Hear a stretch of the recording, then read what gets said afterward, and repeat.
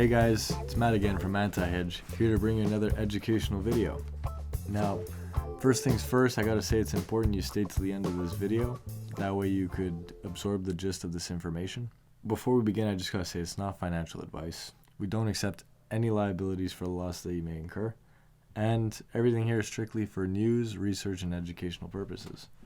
So with this in mind, you should be able to enjoy this video. Today, the subject of what we're going to be talking about, we're going to be on a roll talking about some NFTs over the next few videos.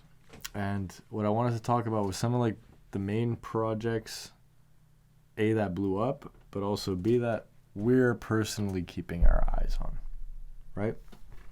So first things first, CryptoPunks. This is a pretty big thing in 2017. Like it was like a one of the first NFTs. I think it was Cool Cats that was first. But regardless, either way, what it comes down to is this is one of the earliest NFTs. As you can see here, look at the volume on this. 547.8k ETH. That is a lot of ETH. That's over 500,000 ETH traded in volume on 10,000 items of these CryptoPunks, by the way. Now, like you can see here, a lot of the people aren't really selling. They're mostly going on bids. Like, look at this one, up to 85 ETH for one. Some of the lowest ones here, it's like you can see, like they bought them at like 5 ETH, and they don't even have them listed to sell because they're holding. They know they're holding it like a status symbol. And this brings me to the Bored Ape Yacht Club.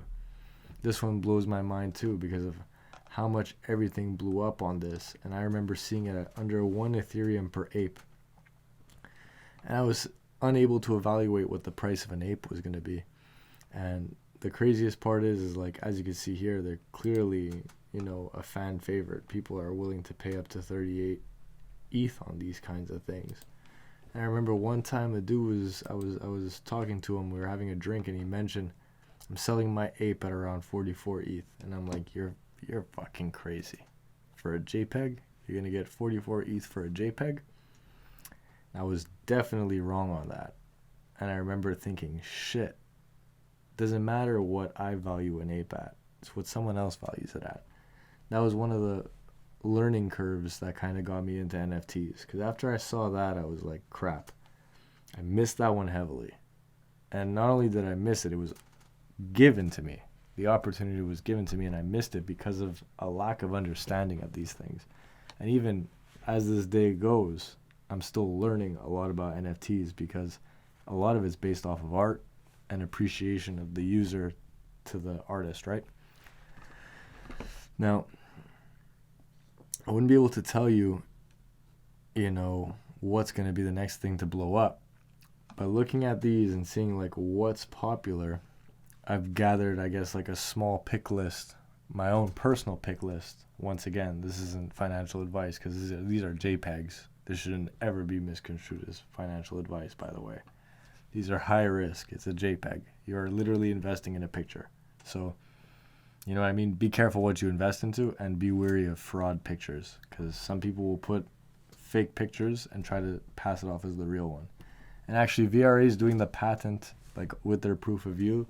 That's going to be screening for that. So that's one of the reasons why I'm bullish on VRA, but pin in that. Leave that away. We'll talk about it on another day. So this is one of the first things that I'm pretty bullish on. It's a Metakey. Now, the reason I'm bullish on it is because, like, more or less what it plans to do is it wants to create a key that could access multiple metaverses at once. So, like, let's say you're in Decentraland one day, you could use this key to just like jump in as your Decentraland guy onto Sandbox platform and vice versa. So, I mean, I like this one because it actually has a use case, and use cases are pretty big considering that most NFTs are just pictures. So, as I mentioned in my NFT video, NFTs that aren't, status symbols have to have a use case. Otherwise, it's just a picture that you're paying for, right? I like this one because it's going to be the bridge between a few different metaverses. So I'm pretty bullish on that. The next one is property, NFT properties. I'm pretty bullish on them because you're buying property in the metaverse. I mentioned that in the last video on NFTs too, that having, let's say, property, for example, allows you to build upon it. And once you build upon it, you could sell your digital experience to the user for crypto. And from there, it's all banked on like actual like location. But hey, like that's just real estate. Virtual or not, it applies the same way. If you're around cool things, people are going to want to be around cool things. So that's one thing. This I'm going to get back to a little bit afterwards. And then, Decentraland land. As you can see here, it's the same concept. You're buying ownership of property. But here's the thing that's interesting about Decentraland. Decentraland has an Atari casino. And this is actually making me think now that Atari is likely to make a comeback soon. And I wouldn't be surprised simply because they lost the console war against PlayStation and Xbox. I'm sure they understood that. So for them, instead of launching another, console, I think they approached it as a concept. Because they understood we're not going to beat them. They have too much of an advantage now. They're way ahead. What's the next move? Start the next revolution. And I'm thinking that Atari is going to be one of the big players of the digital world. They already set up a casino in here where you could go and literally link yourself to their casino, And that's pretty crazy considering that will eventually be something that's big. And I wouldn't be surprised if Atari had a pretty large role in the real estate of Decentraland beyond just the casino, which is probably going to be huge. Now, that's my 2 cents on Atari. I would definitely say that it's onto something. And anyone who's ever been considering looking at the stock, maybe now's the time. If not, get into the metaverse and do it that way if you were interested. Now, one of the other things too that I wanted to show is this thing is called a Wishy World. It's super cute. They're so cute, these little guys. And I think they're going to be pretty cool simply because they have a little bit of lore with all their different little types of wishies. They're going to be adding in new worlds in Wishy World. And here's the other thing too. They are going to turn this into a game eventually. And the game is going to be like an MMO or an RPG where they're going to be using NFTs and collectability to create little games in a unique little universe. So I definitely think that this is a cool project to watch and keep your eye on. And, relatively soon we might be doing an interview with the developers of this. So anyone that's interested in this project, you're going to have a whole discussion revolving around this. The other one is this, NBA Top Shots. Now, I got lucky. I got into it pretty early while the hype was still there. Got a few moments, sold a few moments, and you know what I mean? Like right now it's a little bit like flat, but now that the basketball season's picking back up, this would probably be the time to actually get in.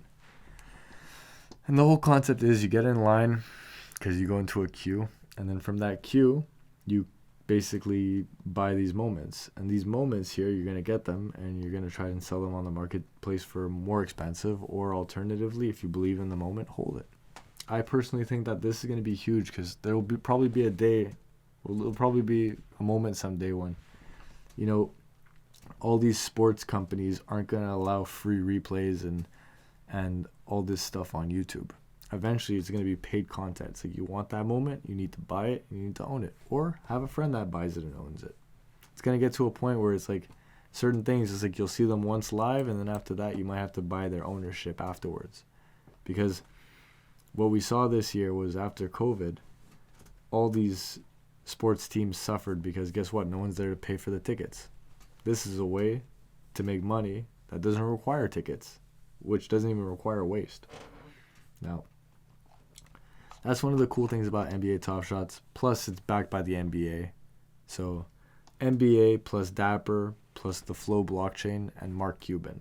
It's a pretty big sandwich of names that are pretty solid to be behind, or rather to be together in terms of a project surviving and doing well. So what I think what's going to happen is it's going to go up, down, settle.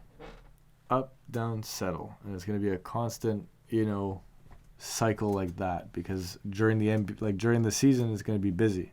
People are going to be wanting to buy the NFTs in the moments. But then once the seasons are over, people might be like, the hype is a little bit down now. Now, that's my opinion of Top Shots. Obviously, it's not financial advice, but it's definitely one of the cooler NFT projects to keep your eye on. Next is Luxo. We've covered it in this channel. And like I mentioned in the last video about NFTs, digital fashion, how they're going to be tailoring people to basically a unique experience in fashion, where they'll be, covering the person in a green screen and creating a virtual reality around them to create a truly expressive expressive artistic, experience. There you go. That was basically what I wanted to say there. And when you have people basically able to project what they're imagining onto a green screen as a dress, for example, or as a shirt, or as a hoodie, or whatever their concept is, art could actually be taken to the next level. Because it won't just be about the fabrics and the little things and like all the little details, the beads. It's like, no, it's going to be like a full out digital experience. And then the runways are going to change, because fashion has been a dying industry. It's wasteful. Not enough of it sells. Too much of it is, revolving around big money. And if you don't have big money, you can't even get in. Like it's if you look at the actual balance sheet of a lot of these companies, they're not doing that well. They're running at losses for the most part, regardless of what the brand is. The brand is just what's keeping it alive. This is what's going to bring it back. This kind of stuff. Now, that's just one application of this as well. I'm going to be talking about Topia. I mentioned it in the last thing. It's a decentralized little metaverse backed by Polygon. So the name, obviously you've heard of Metakey. It's a pretty big thing. This is going to be their VR experience. They're creating their own now. And what you'll learn is that they're trying to create it based off of a 21-floor skyscraper. It's going to be a massive reality, and every floor is going to be slightly different. It looks a little bit like cyberpunk-esque. Looks like a pretty cool reality. And they have some pretty decent partners. They're with, they have Polygon, they have Venly. In their investors, they have Animica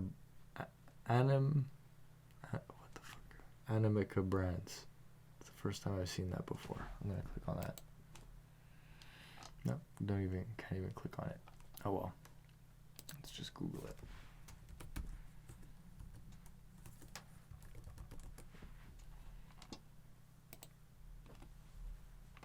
Yeah. Okay, yeah. So there you go. This is what it is. Animoca Brands. Because it's not really easy to tell with a unicorn instead of a letter. So that's one of the people that's the lead investor. They have BitBoy behind it. They have Gen Block Capital, which is another thing I've heard of. Magnus and A21, other blockchain things that we've heard of. So they're you'll see these on a lot of blockchain products. And this one's actually pretty interesting. They have Avalanche behind it as well. And Anti-Fund, which, if I'm correct, is Jake Paul. If I'm correct. Let's see, Anti-Fund.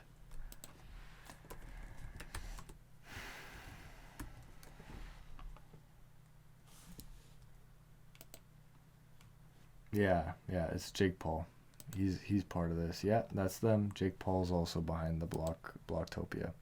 Now, that doesn't mean necessarily invest in the coin, because I'm a little bit weary of anything BitBoy and Jake Paul puts together, simply because they're there for the money.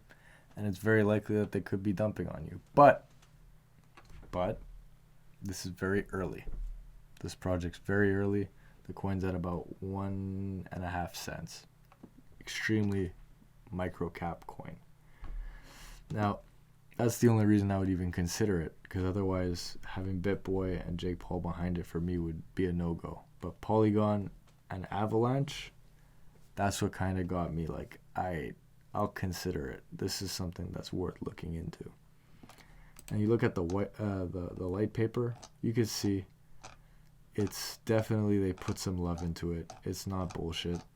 And if it is like an elaborate scheme, like they definitely put a lot of work into this. You know, and I don't think it's that. I think it could actually be something relatively big. It seems like it has the right people behind it to potentially at least pump the price up.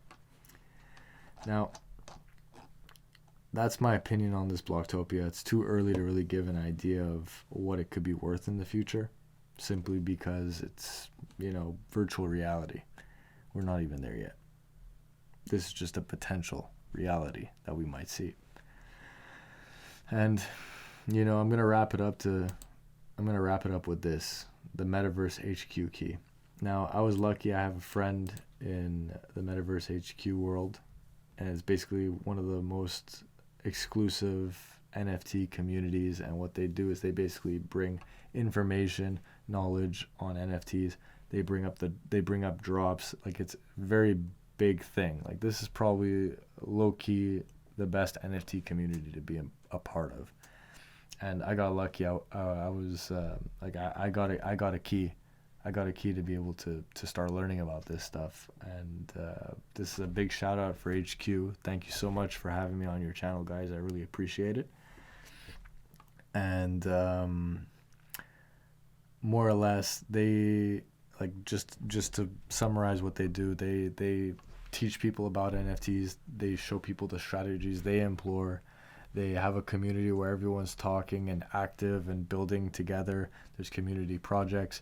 There's like, basically they give announcements for all the drops that are going to be coming and how to get there and mint it early and all the key things you need to actually strategize properly to make money on NFTs, so that you're not just, you know, floating in confusion. And that's kind of one of the big things that I started learning, because I'm new to NFT trading. You know, and my buddy was like, you have to get in on it. You have to start learning it at the very least. And I was like, you're right, 100%. It says here, join Metaverse. And here I am talking about NFTs to you guys and bringing up the awareness of it. So once again, big shout out to HQ. Thank you so much for the key again. And I want you guys to like and subscribe, comment. You know, if you have any questions about NFTs, feel free to drop them in the comments. We're probably going to be talking more about them. And I wanted to mention too that relatively soon we're going to be adding new segments to this channel, which are going to include some of the other members that are part of this, like part of the founding team of Anti-Hedge. And you're going to see like their perspective on things. You're going to meet some of the other members, and they're going to talk about NFTs and other projects as well that are going to be coming, which will allow, you know, more content and more information for you guys to show how hard we're actually working to get it out for you. Take care.